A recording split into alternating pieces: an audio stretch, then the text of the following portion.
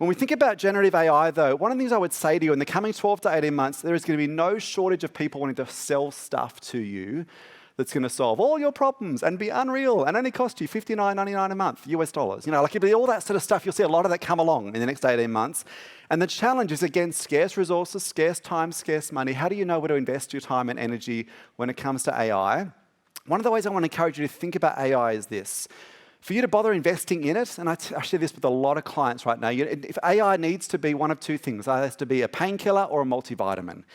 Ideally both, but if it's neither of these two in any significant way, don't waste your energy. You might have all the bells and whistles in the world, but don't waste your time.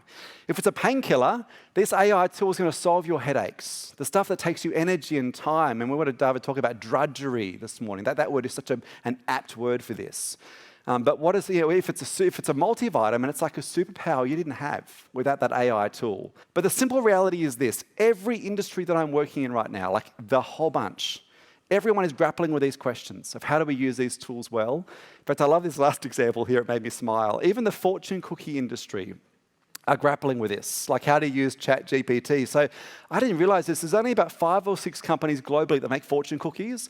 Of those, half of them are now using ChatGPT to write the fortunes in a fortune cookie. Not very authentic, right? Super efficient. The problem is a bit hit and miss in terms of what they're actually producing. Exhibit A on the screen of just how hit and miss some of this stuff is.